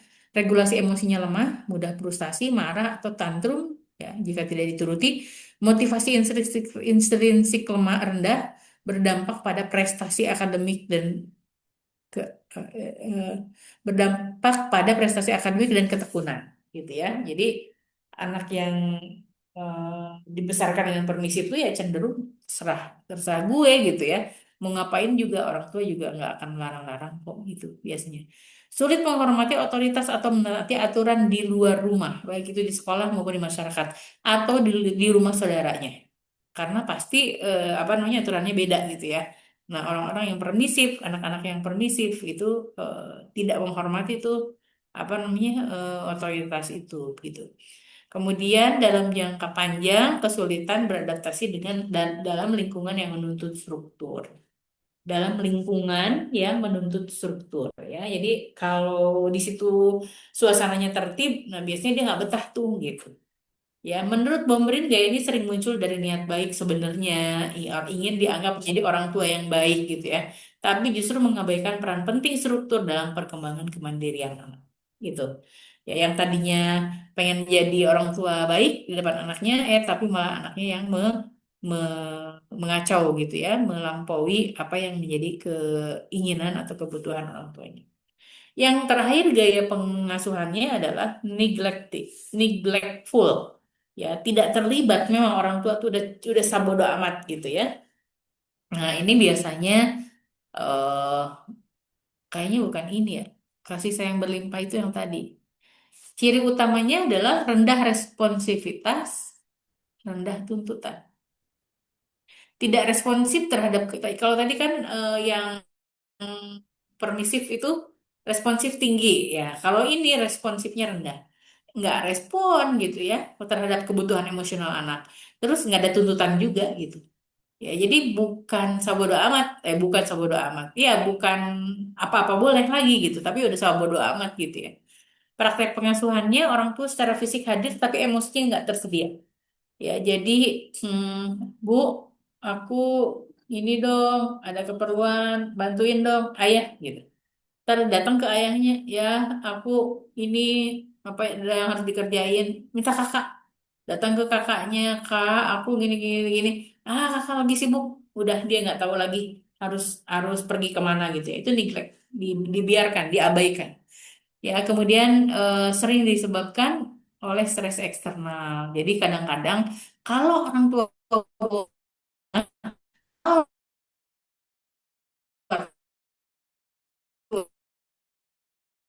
memiliki gangguan ya kesehatan mental, yaitu jadinya stres dari luar berdampak pada gitu perilaku pengasuhan pada anak. Ya, atau misalnya kebutuhan dasar yang tidak terpenuhi, tetapi kebutuhan akan kasih sayang, perhatian dan bimbingan diabaikan gitu ya. Bisa jadi kebutuhan dasarnya terpenuhi, tapi kebutuhan kasih sayang, perhatian dan bimbingan diabaikan. Bisa jadi itu juga ada ya. Komunikasi nyaris tidak ada ya. Jadi kalau orang tua dan anak diem-dieman lama gitu ya. Ini nggak bisa komunikasi apa gimana gitu ya. Kalimat khasnya, Bapak sibuk ntar aja gitu. Atau dia memang nggak ada komunikasi gitu ya. Itu menyedihkan. Kemudian dampak negatifnya apa? Harga diri anak sangat rendah dan perasaannya tidak berharga. Karena apa? Diajak ngobrol aja enggak, gitu. Dihargai juga enggak gitu ya. Gangguan emosional jadi cemas, ya sulit mengatur emosi, masalah perilaku jadi agresif gitu ya, menarik diri, asosial atau delinkuensi. Kemudian prestasi akademiknya sangat rendah akibat kurangnya dukungan dan motivasi. Demikian juga anak apa yang menjadi rentan terhadap kenakalan remaja, penyalahgunaan zat zat terlarang dan eksploitasi. Ya karena apa? Nggak pernah ada kontrol dari orang tuanya gitu. Dalam klasifikasi Mikobin, gaya ini dianggap paling merugikan karena menggabungkan kekurangan kasih sayang dan struktur. Jadi kasih sayangnya kurang gitu ya, strukturnya juga nggak jelas. Dua fondasi utama perkembangan anak yang hebat. Jadi dua fondasi apa namanya? eh Fondasi utama perkembangan anak itu apa terganggu gitu ya karena apa? Karena tidak ada menggabungkan kekurangan kasih sayang dan struktur sebagai dua fondasi dalam pengasuhan. Nah, refleksi dan langkah menuju pengasuhan yang lebih baik. Ini kita yang perlu kita lihat sebagai orang tua. Pertanyaan reflektif untuk orang tua dan praktisi itu pertama, perilaku apa dari anak saya yang mungkin ada dampak dari gaya pengasuhan tersebut. Jadi kalau kita lihat anak kita misalnya, ini gini ya, orang tua itu, apalagi kalau anaknya udah beberapa gitu ya, itu bisa beda gaya pengasuhannya. Misalnya, ke anak pertama yang stylenya itu diem, itu gaya pengasuhannya itu mm, nggak bisa otoritatif gitu. Ya, tapi misalnya orang tua memilih gaya pengasuhan yang lain. Tapi ke anak-anak yang lain misalnya, yang komunikasinya lebih mudah, itu gaya pengasuhannya otoritatif gitu misalnya ya. Itu tuh berlaku dalam sebuah keluarga. Ya, jadi jangan jangan menyangka bahwa pengasuhan itu seragam dari orang dia mau begitu karena orang tuanya begitu enggak gitu. Kadang-kadang dipengaruhi juga oleh situasi gitu ya. Kemudian, apa kekuatan dan kelemahan dari gaya pengasuhan kita? Ya, misalnya ketahuan nih, saya tuh kurang ngobrol kayaknya nih sama anak saya gitu ya. Jadi anaknya menarik diri gitu ya, nggak mau memberikan kepercayaan. Ya udah, berarti poinnya adalah kekurangan kita di situ harus lebih banyak ngobrol, misalnya gitu ya. Gaya pengasuhan mana yang paling mendekati cara saya selama ini? Jadi kita bisa mengukur diri sendiri dengan mengetahui tadi ya gaya pengasuhan tadi. Jadi saya teh kayak apa ya gaya pengasuhan saya gitu. Nah, mengasuh bukan hanya tentang mengarahkan anak, tapi juga belajar menjadi versi diri kita yang lebih bijak, lebih sabar, lebih hadir, lebih baik gitu. Ya, itu pengasuhan. Jadi bukan dilihat anaknya sebagai subjek dalam pengasuhan, tapi orang tuanya juga subjek gitu. Setiap keluarga, setiap anak itu adalah unik, setiap keluarga ada spesial. Ya, nggak ada orang tua yang sempurna, hanya orang tua yang mau belajar, tumbuh dan mencintai, tumbuh dan mencintai dengan tulus. Kemudian gaya otoritatif adalah arah ideal, bukan standar mutlak yang harus dicapai dengan sempurna. Ya, jadi itu arah ideal aja otoritatif. Sekali-kali kita perlu permisif, sekali-kali kita perlu otoriter. Ya, seperti itu. Pengasuhan adalah proses seumur hidup, bukan lomba menuju kesempurnaan. Ya, jadi jangan jangan sering membandingkan, yang suka membandingkan anak kita dengan anak orang, Bu, gitu. Karena kalau dibanding-bandingkan itu, ya biasanya rasa syukurnya jadi berkurang. Ya, padahal Allah mau kita melakukan apapun, Allah tetap aja ngasih ke kita, ngasih apa namanya, ngasih nikmat yang begitu banyak pada kita gitu. Ya, jadi di antara yang mengecilkan atau ya di antara yang mengurangi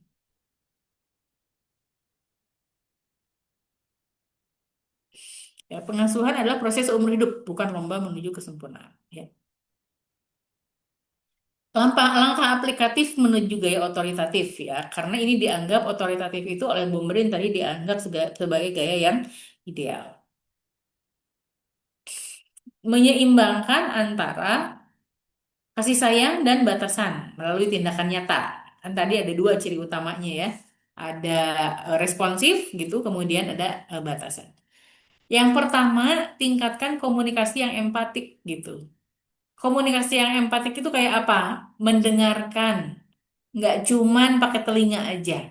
Tapi ketika mendengarkan itu ada komunikasi mata ya, interaksi dan hati gitu. Ya, misalnya anak ngomong diliatin, oh gitu ya, direspon gitu. Oh iya, iya ibu juga kalau kayak gitu mah pasti sedih gitu. Kan sekarang kamu lagi sedih ya, itu misalnya. Kemudian munculkan pertanyaan, hari ini kamu merasa gimana? Ya, bukan cuman kalau orang tua pergi pulangnya udah pada makan belum gitu ya, udah ini belum gitu kan, itu standar banget. Tapi ya ditanyain gimana hari ini di apa di rumah, kamu seneng nggak, bahagia nggak dan sebagainya. Ya, yang kedua tetapkan aturan dengan cinta. Jadi aturan ada itu karena kita menyayangi anggota keluarga kita. Aturan ada bukan untuk membatasi, gitu ya. Misalnya bulan Ramadan nih, ya, habis sholat subuh semua anggota keluarga harus pegang Quran, harus baca Quran. Terserah mau satu halaman, dua halaman, mau banyak, mau sedikit, tapi semuanya baca Quran. Itu kan aturan. Ya, kenapa kita bikin aturan itu? Kita pengen semua anggota keluarga kita itu kedapatan rahmatnya Allah gitu. Itu bentuk cinta kita kepada mereka. Ya, jadi aturannya itu harus jelas, sederhana, dan semua oke. Kalau ada yang keberatan, aduh ngantuk nih jam segitu, habis sholat subuh gitu ya, ngantuk kita biasanya. Nah, tadi kita kasih kelonggaran. Satu halaman, dua halaman, habis itu kamu buat tidur. Misalnya gitu ya. Sertakan alasan. Ya, kita tidur jam 9 malam agar besok segar dan sehat kembali. Ya, misalnya gitu. Kemudian yang selanjutnya adalah konsisten dalam menegakkan aturan. Jadi jangan bikin anak bingung karena apa aturannya berubah-ubah.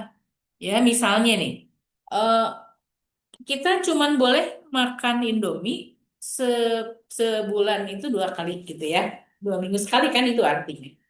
Tapi karena ayah ibunya pengen gitu ya, apa namanya, kelaparan, terus makan Indomie, padahal baru kemarin makan Indomie.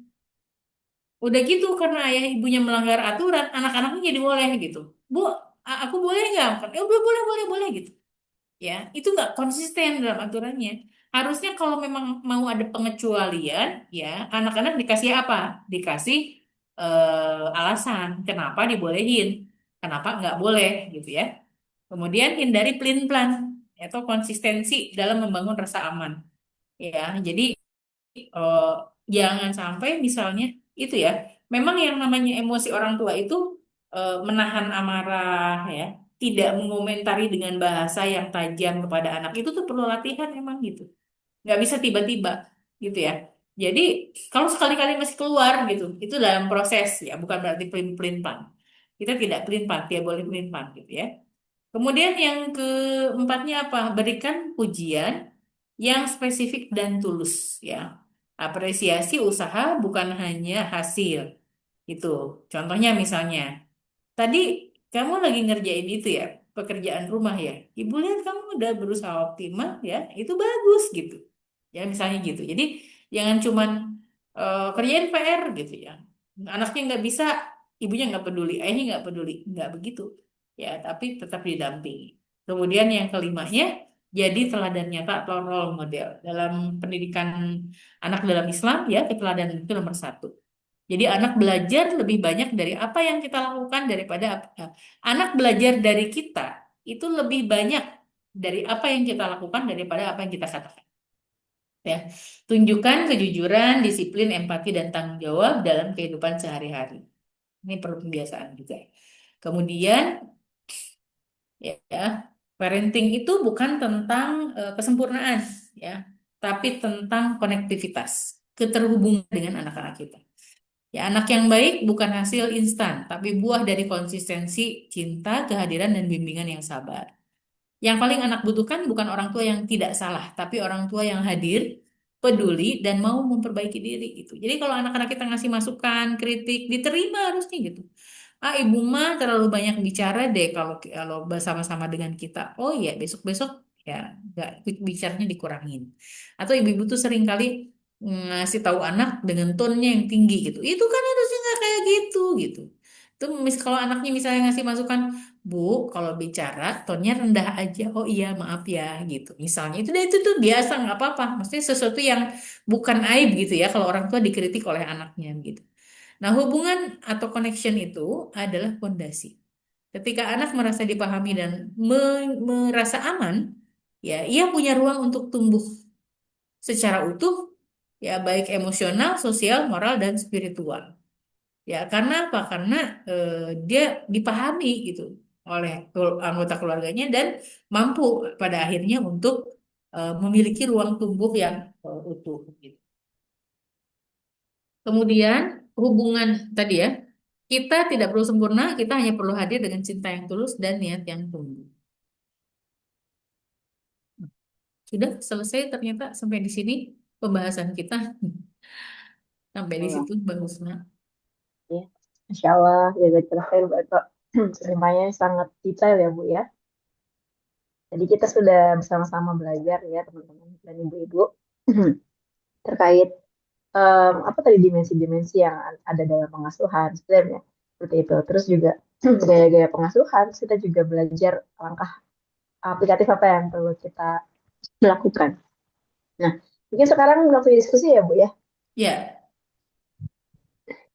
Ada yang mau ditanyakan, Ibu sekalian? ini Boleh rata-rata raise hand. ibu-ibu Oh, ini ada eh, ini ada yang mau bertanya. ada kuesioner kelekatan ibu anak mungkin boleh diisi ya, Bu ya. Ya, ini Mbak Berti sudah mengirimkan untuk kita semua kuesioner gaya pengasuhan. Ya, itu Ya. kelekatan orang tua mungkin ada di dalamnya ya, Ber ya.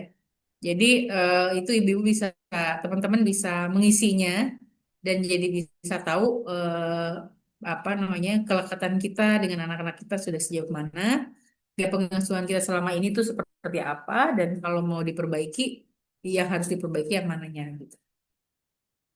Hmm. Boleh diisi ya, Bu ya. Nanti mungkin hasil hasil analisisnya akan disampaikan lewat grup ya, Bu ya. Mm-mm. Ya. Dari ibu-ibu ada yang mau bertanya, boleh raise hand atau menyampaikan pertanyaannya lewat chat. Ya. Kalau mungkin ini ya, Bu, dari ada pertanyaan juga nih. Kalau tadi kan disampaikan di awal bahwa anak itu kan ujian keikhlasan dan kesabaran gitu ya, Bu. Itu tuh mungkin bagaimana cara melatih diri gitu ya, ketika respon yang keluar itu tidak menyakiti anak gitu. Jadi dan tidak mengotori keikhlasan dan kesabaran itu sendiri gitu dari seorang orang tua. Di saya tuh suaranya agak agak apa namanya keluar masuk tuh Mbak Usna. Nah, sekarang jelas Bu? Coba ulang lagi. Ya, jadi kan tadi disampaikan bahwa anak itu ujian keikhlasan dan kesabaran Hmm. gitu ya, Bu ya. Itu melatihnya bagaimana agar nanti ketika ada sesuatu yang tidak sesuai gitu ya yang dialami orang tua dari perilaku anak, Hmm. itu tuh responnya tidak mengotori keikhlasan dan kesabaran orang tua tersebut gitu, Bu. Oh iya iya. Ya, semua dimulai dari apa namanya eh, frame berpikir kita sebagai orang tua ya, sebagai orang dewasa. Bentar. Jadi anak akan bisa, kita akan bisa bersabar menghadapi anak-anak, akan ikhlas begitu ya, menghadapi segala ujian yang datang dari mereka. Ketika kita sudah memiliki pemahaman bahwa memang anak ini titipan Allah gitu. Ya, dia merupakan hamba Allah yang dititipkan kepada kita, kepada keluarga kita, gitu. Jadi itu dulu sih yang harus ditanamkan ya di dalam diri kita gitu. Mereka bukan objek ya, tapi anak-anak itu adalah subjek gitu, yang bisa bicara, punya hak, punya kewajiban tentunya dan lain-lain gitu ya. Jadi itu dulu yang harus dibenahi dalam persepsi kita. Baru kalau kita sudah apa ya menginternalisasi nilai-nilai itu di dalam diri kita, baru kemudian kita akan paham gitu ya bahwa akan mudah kita bersikap ketika misalnya ada sesuatu yang bikin kita emosi gitu ya, kita bersabar gitu karena ya ini titipan Allah. Mungkin ini adalah ujian yang Allah berikan kepada kita melalui anak-anak kita, gitu ya. Nah, jadi kesadaran itu dulu sih, Mbak Usna, yang harus dibangun, gitu ya. Baru kemudian skillnya dibangun, gitu. Jadi emang harus sadar dulu ya Bu ya, baru Mm-mm. langsung feel gitu. Nah, ibu-ibu ada yang mau bertanya, teman-teman ada yang mau bertanya terkait materi hari ini? Udah siang menjelang menjelang zuhur kayak udah. Iya. Nah, Iya, Ibu sepertinya ini tidak ada yang mau bertanya ya Ibu. iya, kalau nggak ada yang bertanya, dilanjut dengan pengisian kuesioner aja. Mungkin itu lebih menarik ya Oh, buat teman-teman iya, ibu-ibu iya. semua. Oh, Ibu ada yang Ada bertanya Bu. pertanyaan nih di chat nih Mbak Ya, Usna. ya. Bagaimana memperbaiki kebiasaan anak jika dia berbuat salah, cenderung berbohong, karena sepertinya anak ini takut dimarahi gitu Bu. Ya, eh, apapun ya problematika yang terjadi pada anak-anak kita, sebetulnya kuncinya itu adalah komunikasi. Jadi, kenapa anak takut? Ya, karena mungkin ibu orang tuanya jarang jarang bicara ya, jarang ngobrol, atau orang tuanya seringkali menampilkan nilai-nilai yang abstrak gitu. Jadi anak-anak itu kan harus mengerti ya. Mengerti itu maksudnya gini. eh Kamu misalnya gitu, apa ya? Anak-anak kecil itu bahasa-bahasa yang abstrak itu kayak misalnya eh gini, nggak boleh nggak boleh mencuri atau nggak boleh berbohong. Nanti Allah marah gitu. Itu tuh kan abstrak ya. Maksudnya tuh nggak kebayang yang namanya Allah marah tuh kayak apa gitu. Ya, mending lebih baik mungkin kita menyampaikan kepada anak-anak kita tidak boleh berbohong karena tidak apa namanya merugikan orang misalnya gitu. Karena dia merugikan itu lebih lebih lebih kelihatan gitu ya. Termasuk kalau kita mau menanamkan nilai-nilai kepada anak-anak kita. Misalnya gini, kita harus sholat 5 waktu, ya, tepat waktu, supaya Allah ridho dengan kita. Nah, bahasa ridho itu kan buat anak-anak abstrak. Ridho itu apa sih gitu. Nah, jadi yang kayak gini-gini itu perlu sering diobrolin ke anak-anak kita gitu ya. Misalnya kita kelihatan anak kita apa namanya sebenarnya belum sholat, tapi dia bilangnya udah sholat gitu. Ya, itu nggak cuman dibilang nggak boleh bohong loh gitu ya. Tapi harus ada apa ya? Ada bukan alasan gitu. Ada latar belakang yang mengharuskan dia itu tidak tidak melakukan itu gitu. Ya, jadi emang harus banyak, banyak diajak ngobrol sih. Paling sederhananya misalnya kalau kalau itu terlalu ribet ya, anaknya emang harus harus dilihat ya usia berapa. Kalau yang udah bisa diajak berpikir, anak kelas 3 kelas 4 kelas 5 SD gitu, itu eh, apa namanya dengan sesuatu yang mirip-mirip gitu. Misalnya nggak boleh apa kalau orang berbohong, kalau kamu dibohongi orang nyaman nggak gitu misalnya ya. Jadi sesuatu yang bisa dia rasakan gitu. Oh iya ya gitu, kalau berbohong itu kita tidak dibohongi orang itu tidak nyaman gitu. Atau misalnya kalau kamu berbohong satu, ya itu yang lain apa namanya menutupinya harus dengan bohong lagi gitu. Misalnya, udah sholat belum? Udah. Tuh, sholatnya di mana? Di kamar. Itu udah bohong kedua gitu ya. Terus jam berapa? Tadi jam sekian. Itu udah ketiga gitu. Jadi kebohongan itu biasanya harus ditutupi dengan kebohongan lagi. Nah, anak usia 4 tahun gitu ya. 4 tahun tuh belum mengerti, masih abstrak banget, belum mengerti sesuatu yang ini ya. Jadi eh, kalau anak usia 4 4 sampai 5 6 tahun itu mungkin lebih efektifnya diamprokin. Diamprokin itu apa? Dipertemukan dengan kedustaannya gitu ya, misalnya. Dia makan atau ngambil apa permen misalnya, padahal nggak boleh sama ibunya gitu ya. Ngambil permen terus dia makan permen gitu. Terus bilangnya nggak makan permen gitu. Tapi kan ada bekasnya, ada plastiknya. Di bawahnya tuh plastiknya gitu. Ini ada plastik, siapa yang makan permen ini kalau bukan? kakak karena tidak ada orang lain misalnya gitu ya. Nah itu, nah baru kemudian diingatkan besok kalau melakukan sesuatu bicaranya harus benar gitu ya, bicaranya harus jujur misalnya gitu. Kalau ya 4 tahun tuh masih belum bisa di ini ya, masih belum bisa diberikan pengertian tentang apa namanya nilai-nilai lebih banyak selain memang eh itulah ya. Hmm, gitu. Kalau alam biswab harus dilihat tahapan perkembangannya. Mbak Husna kali ini ibu guru SD lebih tahu. Iya.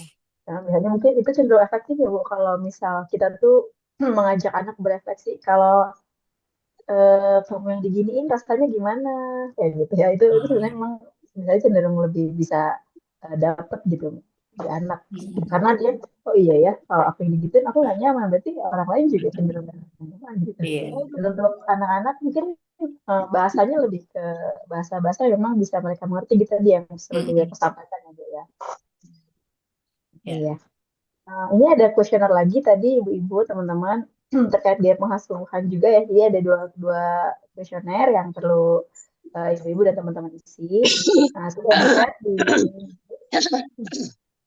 pengisiannya boleh setelah ini ya Bu ya, atau di ya boleh nanti di grup di apa di ini lagi di apa diisi kemudian seperti pekan lalu ya ada ada apa namanya bisa dilihat oleh ibu-ibu seperti apa petunjuknya nanti kalau kurang paham bisa di grup sama Mbak Berti boleh dikomunikasikan. boleh ditanyakan terkait diberikan pengisiannya.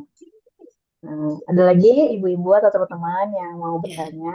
Yang menarik sih kalau kita udah ngisi kuesioner ya Mbak Usna ya, kita jadi tahu oh saya tuh selama ini kayak gini gitu. Apa namanya Refleksi ya modelnya. Bu. Baru kemudian ada refleksi apa yang harus diperbaiki, apa yang Betul betul. Jadi kilas balik aku selama ini udah gimana ya asuhan di rumah ke anak-anak gitu ya Bu. iya betul. Iya, mungkin sedikit saja dari saya Mbak Husna ya. Mudah-mudahan nih Family Series Online ini bisa kita gulirkan di waktu-waktu ke depan ya, tidak hanya di bulan Ramadan saja, dengan topik-topik lain gitu.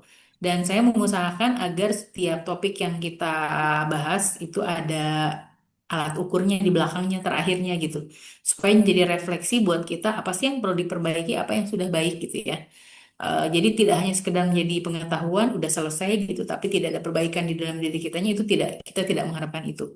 Ya seperti pekan lalu kita juga menyampaikan membantu ya membantu mengukur kualitas perkawinan kita dengan kuesioner yang ada. Kemudian hari ini juga kita ingin membantu mengukur ya agar kita semua bisa mengukur pengasuhan saya itu udah kayak apa gitu ya.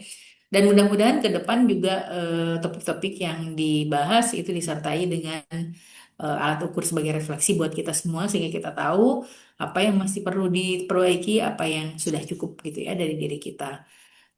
Tentu Yayasan Rumah Ibu Indonesia sebagai salah satu yayasan yang bergeraknya di pengembangan pembangunan keluarga, ketahanan keluarga gitu ya. Ini mengajak ibu-ibu semua, teman-teman semua untuk terus aktif gitu ya, memperkaya diri dengan hal-hal yang terkait dengan ketahanan keluarga, tidak hanya yang sifatnya praktis, tapi juga filosofis, tapi juga yang lain-lainnya gitu ya, secara keseluruhan. Karena memang ke depan ini kita membutuhkan banyak sekali pengetahuan terkait dengan keluarga. Kalau kita lihat bagaimana hari ini situasi global ya, tidak menentu gitu. Orang lagi nyaman-nyaman, lagi diem-diem gitu ya, tiba-tiba perang gitu. Dan perang itu tidak pernah berdiri sendiri. Dia akan membawa dampak pada banyak orang, termasuk juga mungkin kita begitu ya. Hari ini kita belum merasakan betul gitu dampaknya apa. Penutupan Selat Hormuz dan sebagainya menyebabkan lalu lintas ekspor impor terutama minyak itu tidak lancar lagi begitu ya. Mungkin baru akan terasa di 2 pekan, 3 pekan ke depan gitu ya. Tiba-tiba harga naik, jangan kaget gitu. Nah, yang terdampak paling banyak itu apa? Kalau udah kayak gitu, keluarga gitu.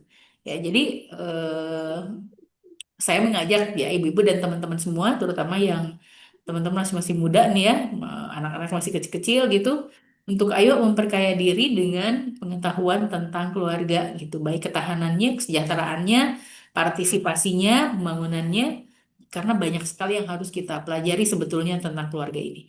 Eh, Perkawinan dan pengasuhan ini merupakan materi basic di samping dengan beberapa materi lain. Nah, kalau yang basicnya kita udah kuasai, sudah selesai begitu ya, kita bisa mempelajari yang lain-lain lagi.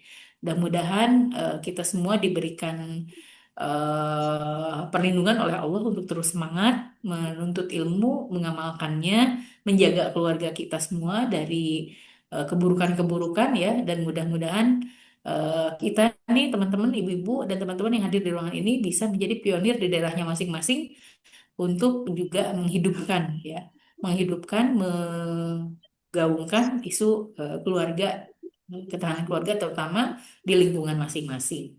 Itu Mbak Usna. Jadi walaupun sudah selesai pada hari ini, ya nantikan Family Series online di Selanjutnya ya Bu. episode berikutnya mungkin dengan yang lain, tidak dengan saya, dengan pakar-pakar lain. Dengan topik yang juga pastinya tidak kalah menarik ya Bu, dan Ya, penting juga untuk kita pelajari bersama gitu. Iya.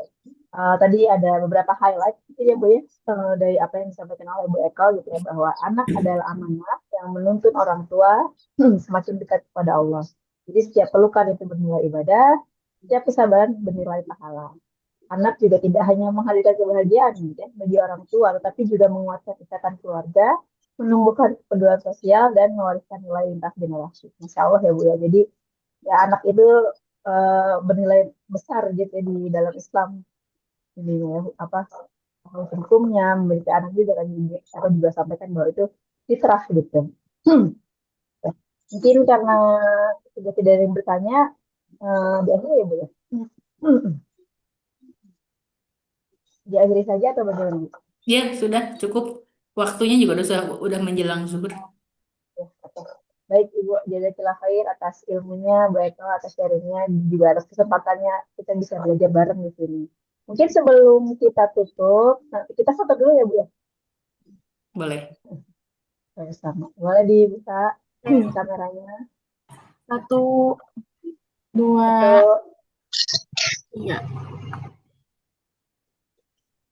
Oke, udah Mbak. udah ya, terima kasih Mbak Desi. Nah, terima kasih juga ibu-ibu dan teman-teman sekalian atas kehadirannya. Semoga apa yang kita pelajari dan waktu-waktu kita ini memberatkan amal pahala kita nanti ya di penghujung Hisab. Karena kita mengisi waktu-waktu Ramadan kita dengan kebaikan. Seperti itu. Saya selaku pembawa acara mungkin minta maaf jika ada kesalahan dan terima kasih untuk semuanya. Bapak jazakallahu khair. Kita tutup dengan lafaz hamdalah. Alhamdulillahirrahmanirrahim. Istighfar, astagfirullahaladzim, astagfirullahaladzim, astagfirullahaladzim, dan doa kifaratul majelis.